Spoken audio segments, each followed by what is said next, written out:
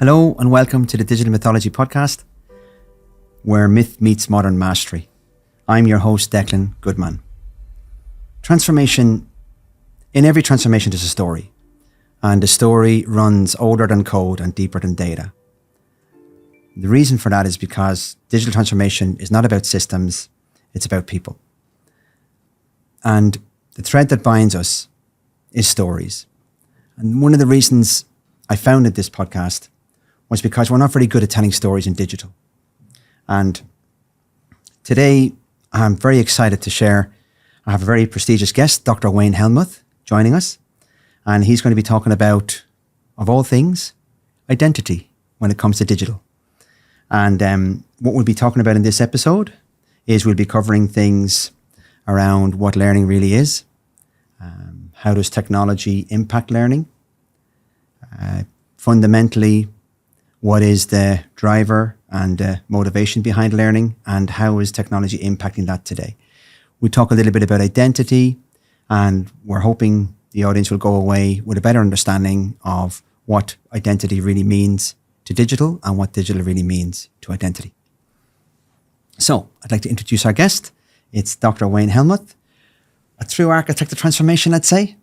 Wayne, I've met you over a large number of years. I've known you, and I met you more recently with our latest Department of Education.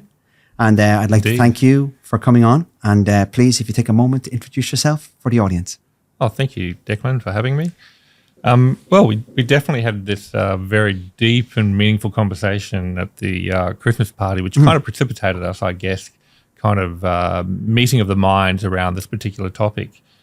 Education has certainly been a passion of mine for the last 35 years. I started as a teacher, and my passion around teaching systems has grown throughout the last 35 years. I started my interest in the people side of things in change management. I first was teaching at a school where 76% of students didn't speak English as a first language. Wow. And challenge. We were trying to put in literacy systems, and we didn't quite get the uptake that I expected from teachers. So my interest was in how do we actually engage teachers in a better way of doing literacy, because I wasn't very successful at it back in the early years. And as I became a bit more of a master of implementing systems from a people side of things, I realised that the systems themselves could be improved. So then I embarked on a PhD in an area or a field as called, as you do, 10 years of pain, in an area called design science. And design science is developing information systems to social problems or wicked problems. And so one of the key things that I'm looking at is how do we actually solve these social and wicked problems with the use of information systems. Thus my interest in identity and people side of information systems. It's an interesting one because, first of all, the Christmas party was great, as it should be. But also, sometimes you just click with people. You get into a philosophical conversation, And I didn't know that side of you, really, to be fair. I've known you as a professional strategist, architect over the years. And then you tapped into this education piece because I have a bit of a passion about that as well, right? As we had a robust conversation at the Christmas party. Well, it's an important part of our society, right? Yeah. I think half the table were wondering how far it would go. But yeah, so I was kind of challenging this concept around digital isn't really that good for learning, okay? And we were talking about philosophically, to unravel that, because a lot of challenges today, and it's very common, I can relate myself, we're overloaded with information. And you imagine that's us as adults or professionals. Imagine being a teenage kid trying to learn calculus, right?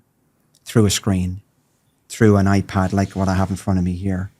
I just felt, and a conversation led to many other pathways, that can you really get the same out of learning? Can you learn as well or as deeply if you are doing it mostly through a digital interface, rather than, I'm not saying chalk on a whiteboard, but rather than pencil and pen and doing that sort of physical piece. And then you expanded it out into, very fundamentally, really, it comes back to identity, which I thought was brilliant. And look, this podcast, the reason I like talking about, the reason I called it From Myth to Modern Mastery digital mythology is because and that's a really good case in point, is that I think, there's ancient traditions and there's old ways of doing things that still form part of everyday experience.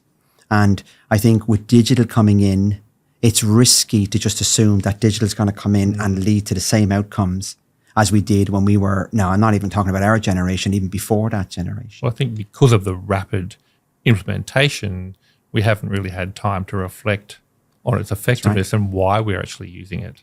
Well, that's right. It's I don't know who said it. I know there was a quote about what normally happens with new technologies is they come in and they replace something that's essential first. And then people cotton on to it. And then you have other avenues of use, right? With digital, I think the way it's been adopted so broadly by everybody, and now who doesn't have a digital identity, right? Who doesn't have one? But I really wanted to explore that with you and with someone with your expertise and background. I'm certain our guests will be delighted to hear more, but I won't be able to help myself bringing in some old mythology and some old ways of thinking as well. I don't say old, I'd say more conventional, because I do think that's a good point. We're moving so fast, and we're not just talking about learning either, but today we're going to talk about learning, but learning, pretty fundamental, right? And if we look back in 2 generations' time and realize we got it wrong, what kind of leaders are we going to have?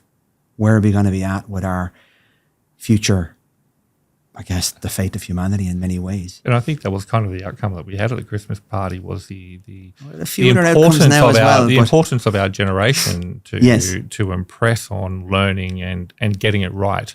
Yes. And I think that was one of the things that kind of precipitated this conversation. Yeah. And on that, it was sort of, Christmas parties aside, right? Because I do like them. We didn't mention the pub, but we had a follow-up conversation then, of course, an Irish pub. And what we started learning then was, what can be done about it, right? And one of the things we're going to talk about today on this podcast is we're going to give the audience some tips and tricks on what do we do? What can you better do? And it's not just as a professional. If you're head of training and strategy or training and development in your organization, how do you better skill up and train and help your employees to learn? As a parent too, how do you help your teenagers learn? And how do you help yourself learn? And we're just jumping on the bandwagon. Digital is the way to go, when quite frankly, it may not always be the best way. I'm going to talk quickly about learning, and then I'm going to ask you as the more scientific expert on that. I'm going to talk a bit about myth for a moment. So we know Greek mythology has Plato, we had Aristotle, we had the Greek Academy. Learning was always this fundamental, how should I say it? Enterprise to further cultivate and add value to a society. That's where it started. And it always had this authority to it in general, right? So who do you learn off? Aristotle, Plato, Socrates. You had the academies over in the Eastern cultures. You had different learning systems as well, Indian, etc. But what is a common finding in all of the myths is that learning is really about benefiting the village, the society, not just the individual. What are your thoughts on that, Wayne? Well, I think the Greeks were fairly all common, whether it be Socrates or Plato. They all believed that learning was really about the self and understanding your place in the world.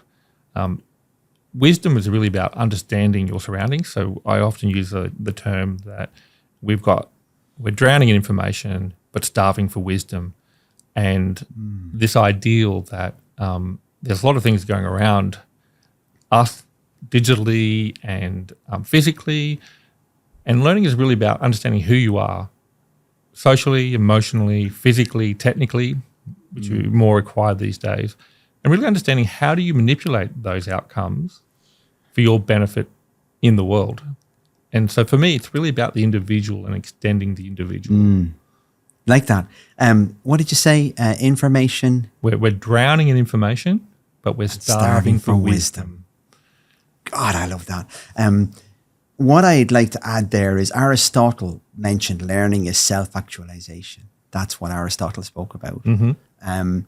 So this was new to me. And of course, I love tech and I love mythology and history, but bringing them together I think, could help a lot of people understand it more. That's my view. And when you started saying that about, self-identity, self-actualization, that's what we're going to talk about, right? Because it's not, in my view, it's not totally intuitive, right? Well, that's me, because I'm not a learning expert. Well, I think there has been a real drift away from that in the last 30 years. If you talk and view Sir Ken Robinson, almost 18 years ago, he was talking about the individual in education and how much we've moved away from the individual, and we're just basically teaching content now. And there was a big call 18 years ago to move back to understanding the individual and how they learn. So we definitely have moved away in society as digital technology has been more pervasive in our classroom. We've moved away from the individual, and it's just been about content. It's about learning information and learning content. And I think it's time now to actually go back to, let's think about the core of learning, about how we actually extend the individual and what they know. And I think that's a really important part of the fundamentals of education. So this is something as well, and I'm getting terribly excited about this. This is me excited anyway. So the individual. Yeah. Let's be frank about it, okay? Digitalization, consumerism, capitalism, all the isms are about, in my view, they degrade the individual. Correct. Okay? So your identity isn't who am I in my village. I'm the son of the butcher, and I've had a butcher as a family or a farmer, and I contribute to society, and I may or may not stay as a farmer, but I'm from the local village, and that identity is very strong. I have values around that. I'm from a lineage and all that. That's physical, real world stuff. What's your identity like online? And is there one? Well, you make a really interesting point about roles and the relationship between roles and identity. There's some research that suggests that one of the drivers for us in society is to actually look at our roles and how we contribute to a social group through those roles. One of the drivers is to actually say, what is our unique contribution to a social group? And often our unique contribution to a social group is through a role. So, for example, Declan, you have a role as a dad. You have a role as a professional. You have a role as a professional sports person. You may or may not. But through those roles, you provide a contribution to that group. So as a father, you provide a unique contribution to that social group. Wayne, just on that, you just triggered a lovely memory for me, if I may just jump in. Sure. It was, pretty sure it was Shakespeare, maybe it was before that, but in ancient Greek theatre, the word person comes from persona. Yes. And persona is when you go up onto the stage and you act and you wear a mask. And if you go further into, Eastern mythology and philosophy, you have the concept of Maya, which is the great illusion, which is you know where you fit. If you don't, you're going to find out pretty quickly. And you have to wear certain masks and play certain roles. That's what you're talking about, right? Correct, absolutely. And that expectation is there, right? And remind me if we run out of time. Before we run out of time, I want to talk to you about Nietzsche's spiritual metamorphosis. You have to let me do that. But okay. I will explain it in a simple way, but it kind of maps to that. We have a role to play. Straight away, your role is what society tells you it is. But then in digital, do we have guidelines? Do we have society telling us what the roles are? And what about learning and self-actualization? Do you think we're moving further away? Well, I think digital has absolutely not allowed us to create unique and valuable roles to our social group. If anything, it's probably causing obtuse and vagueness around those roles. There are a couple of elements. When I was doing my master's thesis, there were a couple of things that affected the quality of the role and therefore your quality of social outcomes. And the first one of that is role salience. And role salience essentially is remember you mentioned how this. strong is that role to your identity? So just let me think about that. How strong is your role To that identity. to that identity? Role salience. So give me an example. So if I'm getting a lot of great feedback and as in my role and my social group is saying, hey, we really love you as a comedian and you're the funny guy in our group, then often you would say, I have very strong role salience, and you're more likely to see that as part of your identity. So it's reinforcement. It's reinforcement. Yeah, so and acceptance. Social groups themselves affect your role, and you participate in the role. So there's a multiple way of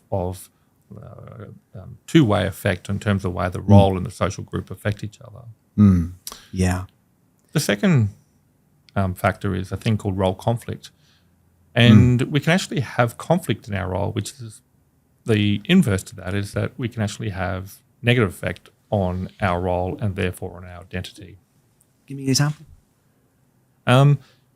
So similar thing, we can be in a role. So for example, I'm an enterprise architect and we often, the enterprise architecture profession is often, do we really have value? And you don't directly see the value of enterprise architects. That's a whole other podcast. Well, you don't see the direct value of it as an enterprise architect. So it's such a long-term outcome for an enterprise architect. And so it is. Sometimes, we go, what am I doing in this particular role? Because we don't get a lot of good feedback. And therefore we wouldn't see EA as a positive thing towards our identity. So now let's talk about tech. So tech and role identification. I mean, if you don't have role being identity. I might just quote, it was Joseph Campbell said it. He's one of my favorite mythologists. He spoke about, talking about how, the American Indian tribes were decimated and all that stuff. And our Aboriginal Australians as well, there was impact with colonization, all that stuff. And he was talking about how ancient traditions get degraded and so-called primitive societies don't know how to live, etc. But he was talking about the fact that when that happens, there's this remarkable attachment to identity. And in the American Indians, when the buffalo was pretty much decimated, there was a huge conflict for the American Indians because their whole culture, their art drawings, their teaching, how they taught, how they danced and celebrated was all around the buffalo. And he spoke about how don't underestimate the power and the conviction of identity.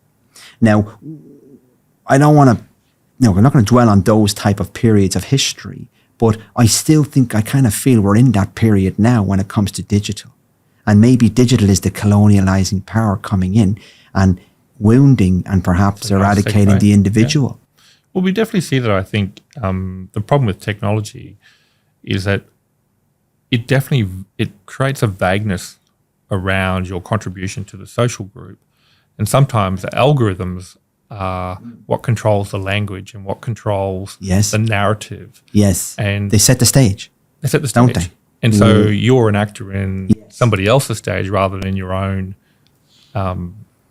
introspection and the way that you see the world. And so you see yourself and your value through the number of likes rather than through a single person who valued you in that social group. And so we definitely see a change in the way that technology is allowing and facilitating the way that people see themselves and their value to the social group.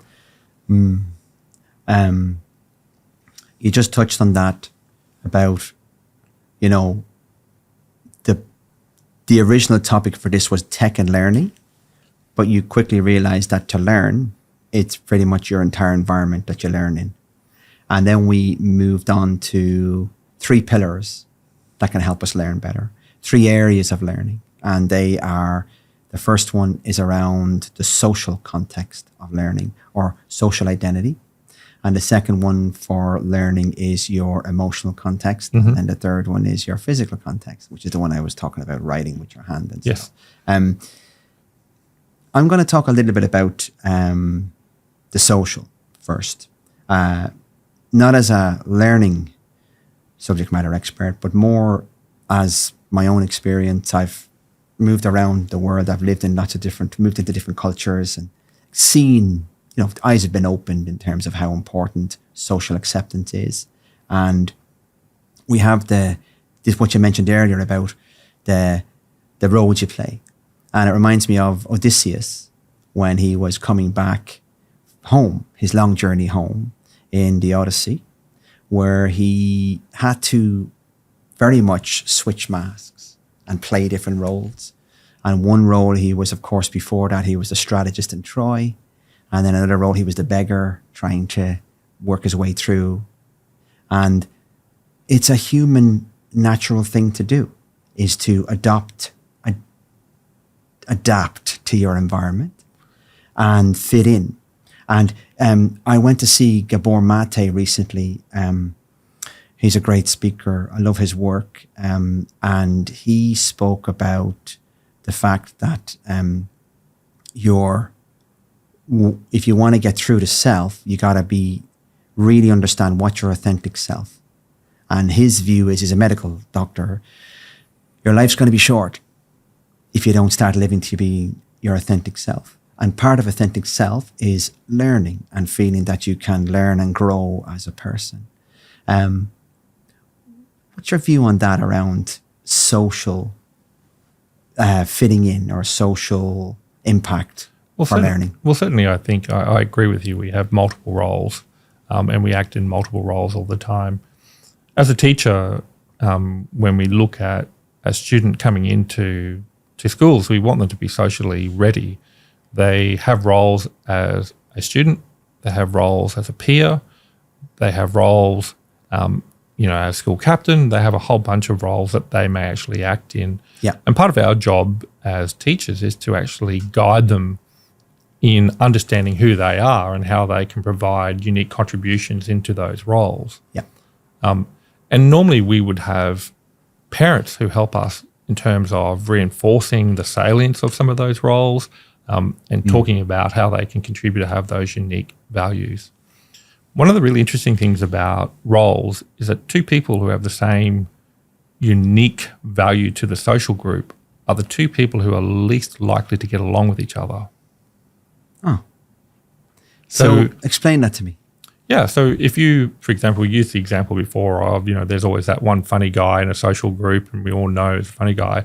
If another funny guy comes along, yes, and they both compete for value into that social group, what you often find is that they're the 2 people who are least likely to get along with each other. And what we see with technology is that as we start to vague uniqueness in roles, is that we see more and more conflict. Or we see disengagement because they can't see a way of having unique value to the social group. So one of the jobs that we have as parents and one of the jobs we have as teachers is to constantly talk to our students to reinforce and define ways of providing unique values. Even from a leadership perspective, if you're running a big company and you've got cultural issues, one of the first recommendations that I would make is let's provide role descriptions where people have unique values that can contribute to the overall success of the company. Yeah. And so uniqueness is a really important part of social success. Yeah. I'm just thinking about that from fitting in and competing. It's kind of like the very tribal nature of there's only one alpha male, one alpha female, that sort of thing back in our hunter-gatherer society, and plays its way through.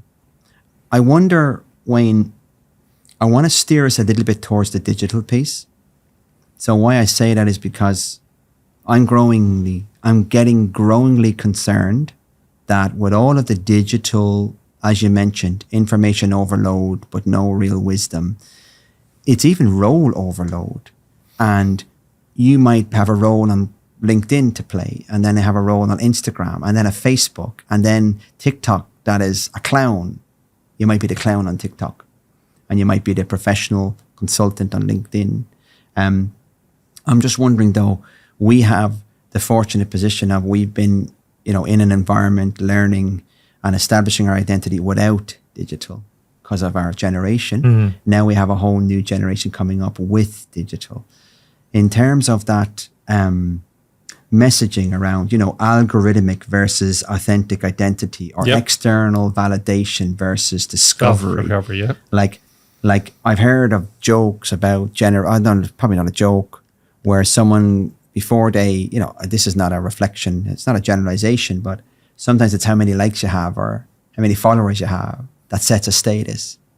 And it's kind of, as we know, that kind of digital status or digital role recognition, if we can call it that, doesn't really lend itself to the real world, does it? No, it doesn't allow you to have introspection at all. I mean, the introspection that we talk about is your value and your value to the social group based on what other people are providing as a context. And so contextually all the time, if you're dealing in social circles, you're talking, you're exploring, you're finding unique ways that you can have contributions to that social group. Media doesn't allow you to have that self-introspection. It externalizes it away from the individual. And therefore you don't have that authentic self. Yeah, that's because even in discussions with parents of teenagers, and in fact, I'm going to mention it.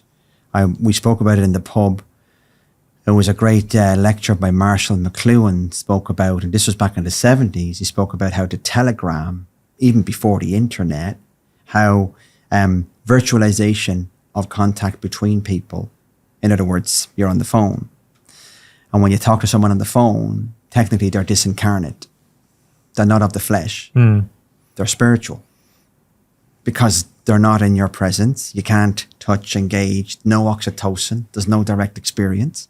What happens is, he spoke a lot about how our brains had to switch because the logical brain ruled the world as hunter-gatherers, and logically I'd see what's going on and I would judge and I would keep myself safe and I would survive. But now we're actually talking to not a real person, or they might be real, but it's a different concept. They're not in front of you. They're not in the physical world. They're in the virtual world. So what happened is, he spoke about how the right hand hemisphere had to start becoming more and more intuitive. So become more imaginative. So what that means is that we've now manifested avatars of most people we deal with. Virtualization. And that, in my view, takes us further away from human connectedness. And there's a generation right now where they don't even feel or sense human connectedness for most of their social interactions because of the screens. And they won't know or have that experience, which again is the way you said earlier, is digital good for us or not? Is it so good? Are we just jumping on that bandwagon and following through? Now, there is a lot of people I know and I've met and said, no, they're going back to living off the land and going off the grid and getting the kids back into putting their hands in soil and all this stuff. And that's really, I think, becoming obvious to many parents that we need to do something, because kids don't have a real interpretation of other people, really, other interactions, because of the digital screen that's correct distancing them. No, I agree. I'm going to move on to the other pillar. So that was the first one, was the social self. Yeah. We're going to move on to the emotional one. We spoke about that in the pub as well. This was more around obviously emotional, mental health, all of these are very topical things in a crazy, overly information, low wisdom, digital world we live in. And I think about Narcissus, the myth about he liked himself when he looked in the pond, in the river, and he fancied himself so much that he became obsessed with himself. I think it's clear to most listeners here that that has happened in a great, unfortunate landslide where everything's about selfies and how you look. And it puts a lot of, again, it takes away, well, I'd like you to talk about it really, but in my view, it again is a superfluous definition of self, right? Of your emotional identity is how well the selfie is taken. I mean, it varies. It's not all about selfies and things. It could even be how I present on LinkedIn when I share posts, right? I need to look professional. I need to keep that up. And then when I'm on Facebook, I'm wearing the other mask, right? And I guess I wanted to talk a little bit about, the risk. I think there's a risk, but I'll let you expand on it, is that, around students and learning and in workforces using digital to enhance skills or to enhance knowledge or to learn. Isn't there an element of that emotional identity disconnect as well? Oh, absolutely. If we kind of go back 300 years with the human brain, and Daniel Goleman talks about this quite a lot, about the fight or fright syndrome. So, 300 years ago, we were still chucking spears and hunting for our food, and the alpha male, essentially, the ones that were of most valuable or of most value to our society were the ones that had best fight or fright attributes in the brain. Now, only 6 generations later, they're the least desirable people in our society, and we are looking for people who. So what used to happen is that when you have fight or fright, it actually bypasses your logical centers. Yes. And you automatically create this emotion. So effect theory basically says that all of our actions, we have emotion first. Yes, and then we think about it. And then we think about it. And sometimes it doesn't get to the prefrontal cortex. That's We've done correct. something It's beforehand. all bypassed. The amygdala is on fire. So we have 7 emotions, but more than 4,000 odd feelings. So precognitive, 7 emotions. Yes. Postcognitive, thousands and thousands of different feelings, the way that we interpret our emotion. So definitely from an emotional point of view, emotions have a big effect on identity because our emotional control allows us to have better social interactions and therefore better value towards our social group. You said something there. It was really nice how you framed it about the society today struggles with those with heightened fight or flight, as in emotional irregulation, you could call it that. There's an awful lot of, not just kids and teenagers, but there's a lot of people online who have that fight or flight happening to them. And it can be happening 300 times a day if you're a teenager and you want to make sure and yet you're supposed to learn. And one thing that I struggle with is a lot of the school systems today are introducing iPads. Correct. And so now you have the kids trying to learn calculus, right? Or basic poetry or English or whatever. And very likely, I mean, they find ways around it. Tech's going to go ding, ding, ding, ding, ding. There's going to be something that pulls them off or distracts them. Or, I guess my point here is there a risk there to, again, trusting digital to be the interface into your emotional identity, as in your self-actualization around learning and how I can be emotional? I would say I generally think it's not. I don't think they're akin. I don't think they're aligned really. But at the same time, people we talk to, and you mentioned it yourself, there's great benefits to digital to learning. You were talking about, wasn't it? You went overseas and helped out schools, etc. You were doing some amazing volunteer work there and setting up tech to let them access remote learning and stuff like that. I mean, tech is an amazing enabler, but we should, I guess, in the learning industry, surely there's a a balance, right? A trade-off. Yeah, definitely.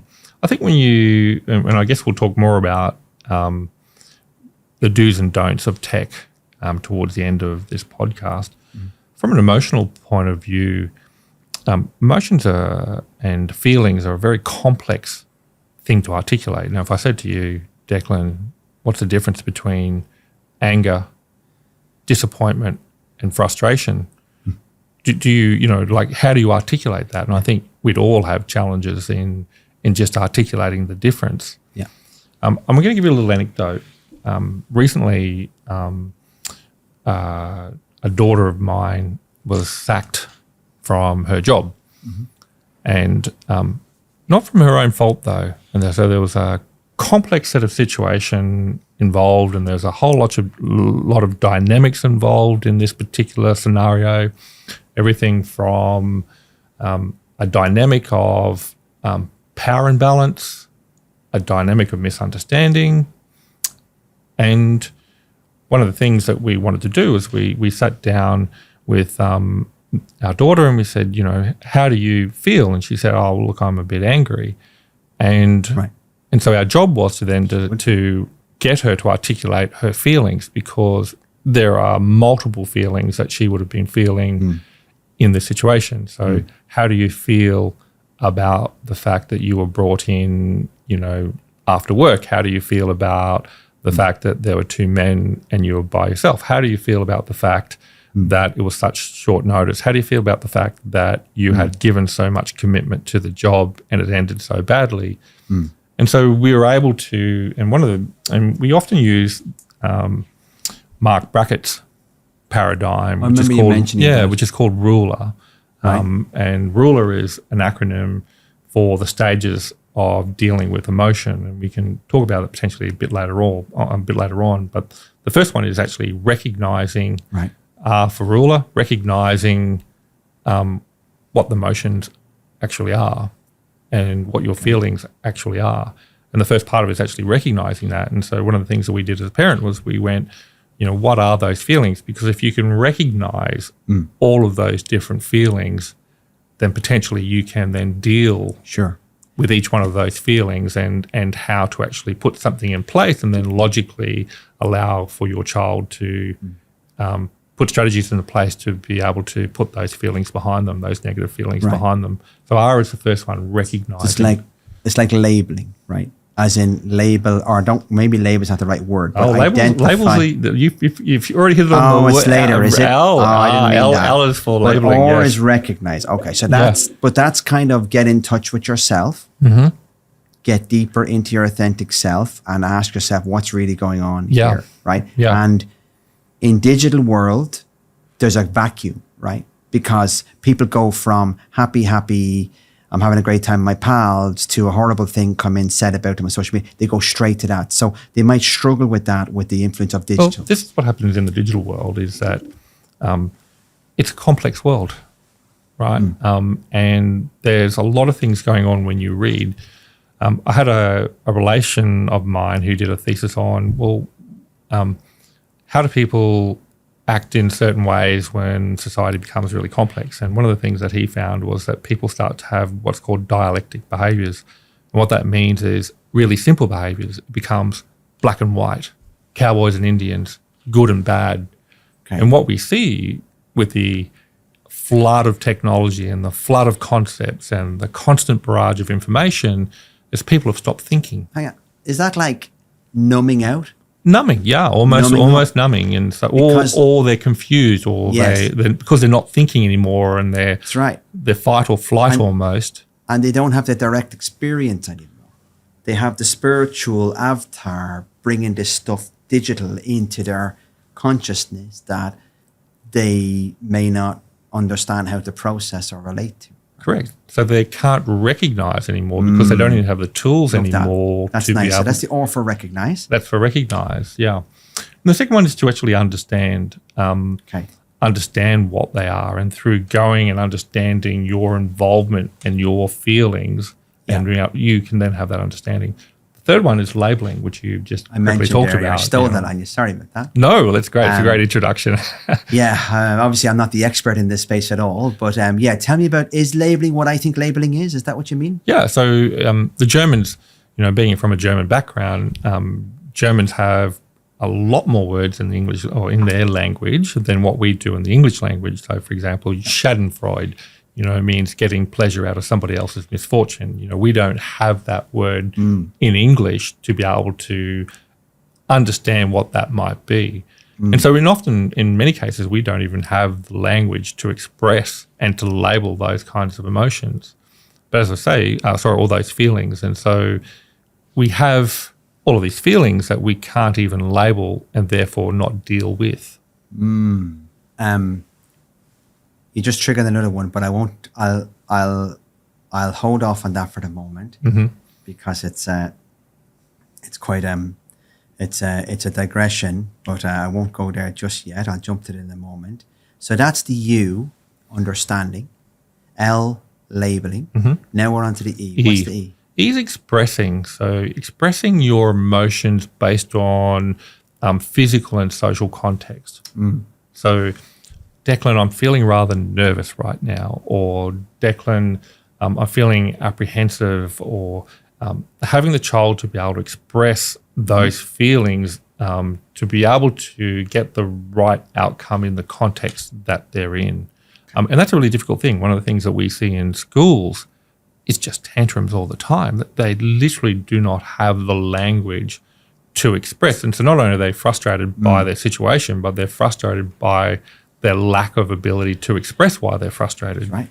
And so we see this compounding behaviour in classrooms. Makes it even worse. It's like you can't express yourself. So Correct. You're going to bottle it all up and you're going to try your best, and then it can just lead to a bit of an outrage or an emotional burst, and because you haven't been given the acumen or the space to express it. And then what we then see happen, right? If you can't express your emotions in the appropriate way, you become outed from your social group. Yes. And therefore leads more frustrations. But so just stay on that though. It puts a lot of pressure then on the individual to, what should I say? As in, there's always these forces pulling the individual into different roles and masks they wear, and yet they're an emotional being, right? Correct. They're not a thinking machine. Yeah. I think it was Schwartz. I did a neuroscience of leadership accreditation, and I think it was Schwartz who said that people think that humans are thinking machines with emotions, but we're not. We're emotion machines that think, which is what you were mentioning earlier. But that then, so we now into expressing, and then what's the last one? What's the R? Regulating. So the last one for R, for a ruler, is regulating. And so one of the things that we would like to see from our students, and one of the things that we want to train them to be able to do, is to say, and often you'll see this. If you've had a bad day at work, the first meeting off the cab off the rank, it's a shocker, and you're already feeling a little bit tense. Yes. And then the next one's a shocker. You feel a bit more tense, and the next one's a shocker, and a bit more intense. And then you find yourself by about 1 o'clock when you're hungry and you haven't had a chance to go for lunch that you find yourself snapping at people. And one of the things that we want to teach children is to be able to understand how they're feeling, the reasons why they're feeling it, and then to be able to regulate it in a way before they get and act to that particular point. So in summary on this one, emotional identity, it's kind of like how, narcissists, kids today or people learning today can confuse maybe their emotional reaction to their emotional understanding. So they don't have that grip on what's actually really happening. And in digital world with instant gratification, everything else, they're expecting to move on from this emotion anyway. As in, they have an emotion, it spikes, but then they look at the next social media, whatever scroll comes in, and it can take them high, and then they go low. digital must be causing this seesaw we call this effect. doom scrolling, right? Yeah, because essentially you're bypassing any cerebral activity. You're not thinking about what you're doing or your contribution. I wanted to talk about that. If we can just digress quickly on that, it's a personal interest of mine, is attention disorder or attention deficiency. Or we know there's a lot of ADHD and people talking about that. I kind of feel digital, the way it's used socially, but also now in schools and the way it's used everywhere in business, doesn't it present a risk of this short-term attention span? Because most things we do outside of work would be pretty short-lived, as in, I guess we'll get it in a moment about the physical identity.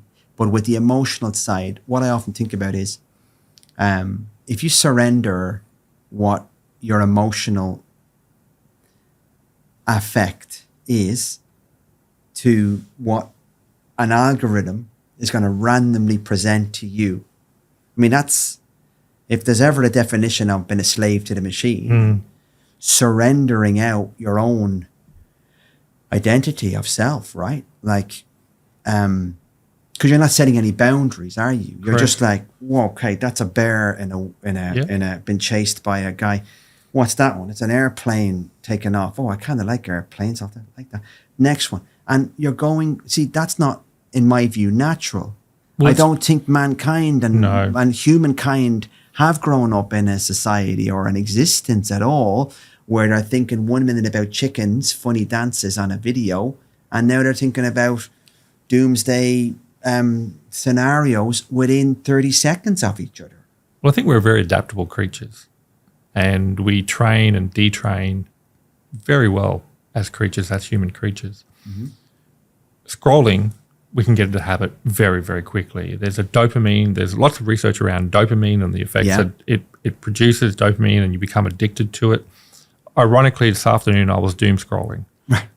And one came up about ADHD. And there's a lot of research to say that ADHD is actually caused a lot by diet. Now, that is a little bit aside from the emotion side of things. Now, I don't think, I mean, if you do have ADHD and you have bad diet because of, and there's a whole reasons why you may have bad diet. Usually, within whatever reason, you're not getting the attention and discipline in the home to get the right diets. But what goes with that then is that training around being able to control your emotions. So I think they go hand in hand, but they're not necessarily the same. Yeah.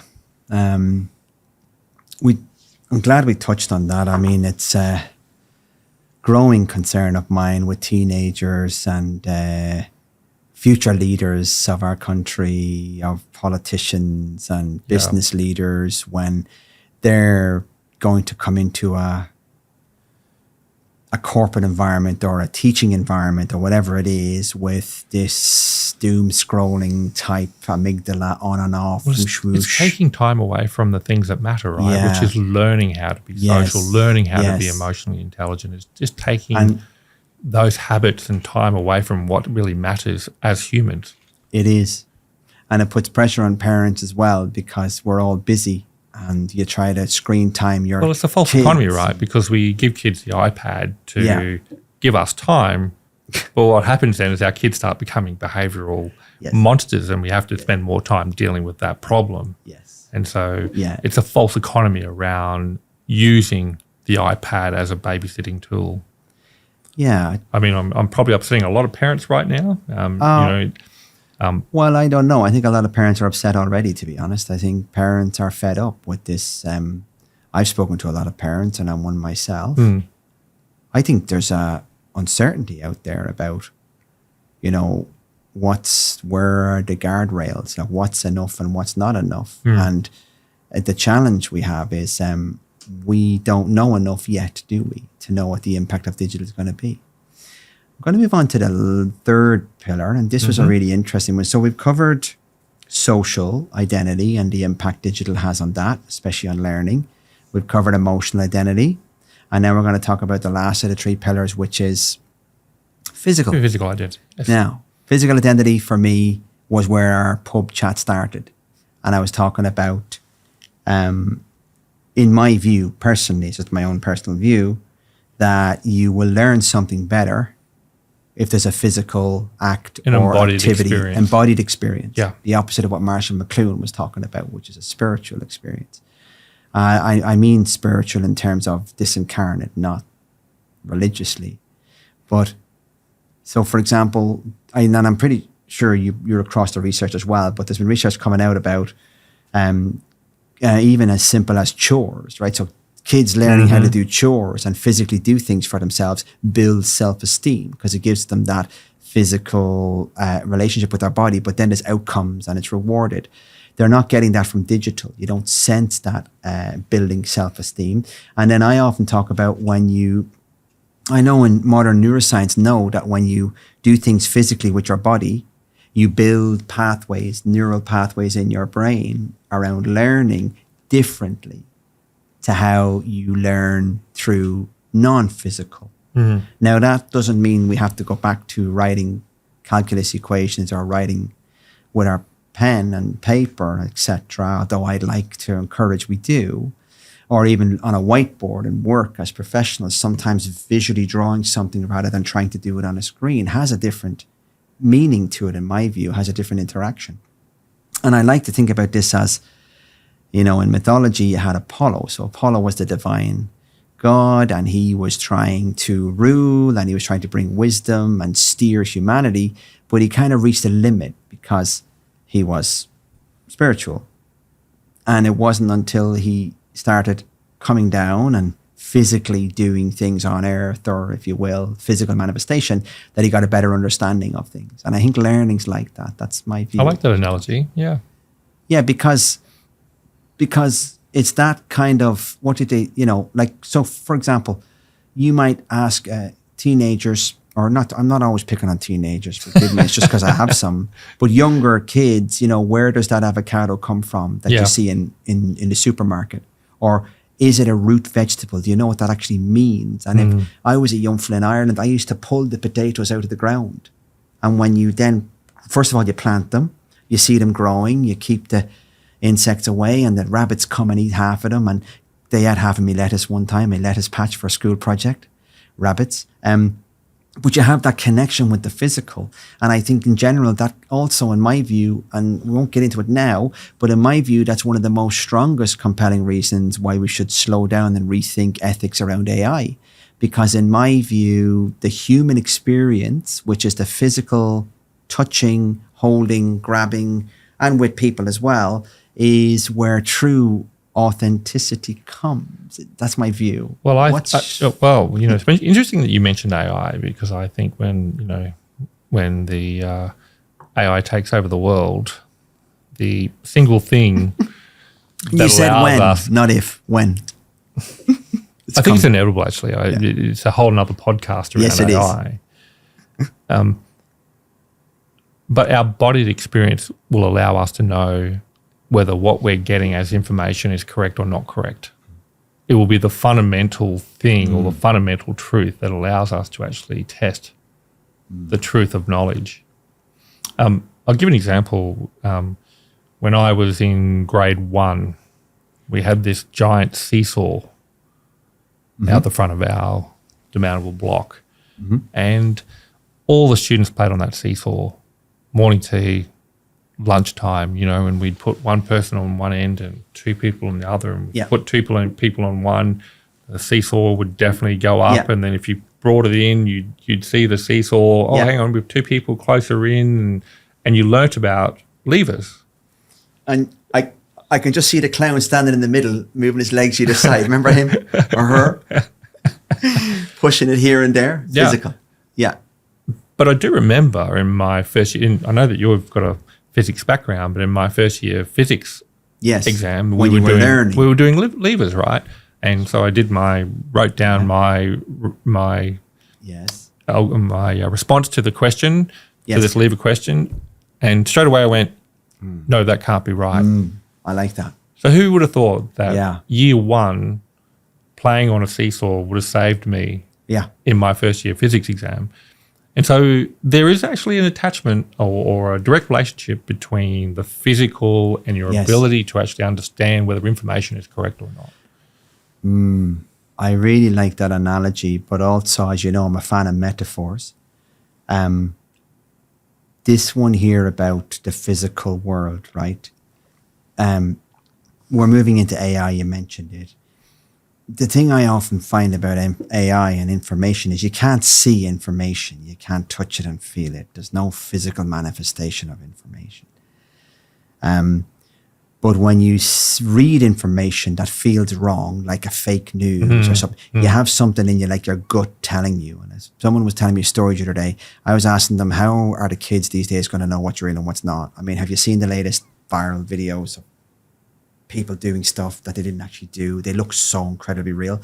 And they said, well, their kids are able to tell. So there's still that kind of senses around that it looks. So I don't know how they tell. I wouldn't stand a chance.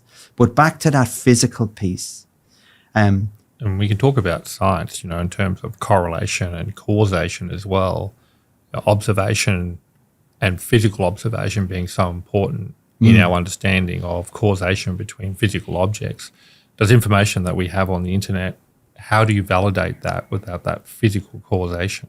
It's a very difficult one to fathom. It is, and just before we move off this point, there was where was it? Who said it? Oh, I wish I had have remembered. It's known in the education industry that the best way to learn is to play. Correct. Because when you play around social groups, as you mentioned, it's all of your masks coming on, and then you see other masks as well. But the physical connection grounds us, doesn't it? Like it grounds you as a human being. Like I know there's video games now and kids go on and they have everything virtual. But imagine not having the senses of touch and smell and taste and all these even physical touch, because you're touching a Game Boy controller or whatever you call it. You're not actually doing anything in the real world. I think that piece, I'm glad we brought that in as a third one, is the physical self. So my main emphasis here was to learn something well, I would say stay close to the ground of being and try to learn it through physical. You can't learn everything through physical, but at least add this adaptation of, in the real world, what would this look like or feel like? I do like that word play, because play is that connection between physical and the social. We see schools like Montessori who will spend most of their learning in that play. And so they see the value of play to connect the physical world with social learning and also academic learning. So there is definitely we see better learning outcomes as a result of play, no doubt. Yeah. Wish we had longer to talk on that. We're going to move into tips and tricks now, Wayne, for our audience. If I was to ask for maybe just some advice around each of the selves, so social, emotional, and physical, I think, I guess, ideally, just to frame it for me around mythology, we have social, we have Odysseus, you have to wear many masks, you have to play different roles. And digital can enable that very easily, but to a point where your role definition and how you play it isn't very clear. So that's a distance, I think. In the emotional side, we have the myth of Narcissus. So there's too much about self-image, how one engages with the world, how they look while they're doing it, what environment are they learning in. I think that's a challenge. And then the last one is really, as we spoke about it, the physical self. So Apollo couldn't really get it, didn't really understand, because he didn't have that direct experience. So he had to come down and walk amongst us. How about yourself in terms of tips and tricks for our audience? One of the really interesting things about role theory is that if you have a single role and it's in conflict, you often have a negative perception of yourself. But if you have multiple roles and one of those roles is in conflict, you're less likely to have a negative self-perception. It's one of the things that I would definitely recommend to parents is to have multiple roles or allow your student to be part of multiple social roles. Get them involved in the chess club. Get them involved in sport. Get them involved in community service. Get them involved in as much as you possibly can in terms of social groups. Yeah. Because the more they have roles, the more that they have contributions, the less likely they are to have a negative self-image and a negative self-identity. It's less narrow for them. Less narrow for them. So they don't load their salience and who they believe they are into a single role. Often you see things like people who have one single role, when they're having a bad day, they will actually have that negative self-view. So definitely from a social perspective, I like that. Get them involved in multiple roles. And look, I know it's a bit easier said than done, and parents listen to this say, yeah, well, you try it, I'm a busy parent. But it can even be simple things like, doing things as a family together that they're not used to doing, or even just getting them out of their room and getting them off the digital devices for a bit longer. Praise them for their individual contributions to the family. Oh, nice. I like that. Because they have a core unique value as a person in that family. Often we see a lot of critical feedback on children. Give them lots of praise around their role as a son or as a daughter. Or as a sister or a brother. And they identify with that. And they identify with that. Outcome. The more salience they have, the more they value it, the more they have that positive perception. Right. That's social. Social. Emotional tips. Emotional. Look, do yourself a favor as a parent and look up Dr. Mark Brackett. Look at Ruler. And definitely start taking some of those practices into the family. If you're looking at wanting to improve emotional intelligence and the way that your student behaves and the way that they respond in social situations, that training is absolutely valuable. I would love to see Australian schools, I think in America there's something upwards of nearly 6,000 schools have adopted this program, and I would love to see it in Australian schools. Nice. But parents, definitely come and have a look. On the internet, Dr. Mark Brackett, and you will find it will make a huge difference in terms of the way that your children emotionally will be able to control themselves and then have value back into the social group and therefore feelings about themselves. And then lastly, physical. Play. I mean, we talked about this, the more we can get them playing, get them off those infernal iPads, get them off those infernal computers. They're only single-dimensional play when you play computer games. Get them back on the Lego blocks. Get them back building things in the shed. The more we play in that physical world, the more we can explore in that physical world, the more you will be able to relate to learning objects in the way that we learn. So that would be my 3 tips, tricks around improving the identity, improving social outcomes for students. And I think you'll definitely see a much better outcome from a learning perspective for your child. Love it. Very well said. Thank you so much, Wayne. Been my pleasure. And thank you to the audience for listening. Just to wrap it up, I would say this has been one of the more insightful podcasts, especially for me with the fundamental learning side of things, because we, as in my generation, we've gone through a whole load of change, and now we have a stake because the younger generation are relying on us as the leaders to give them the best chance. So thank you for all of your tips and your wisdom.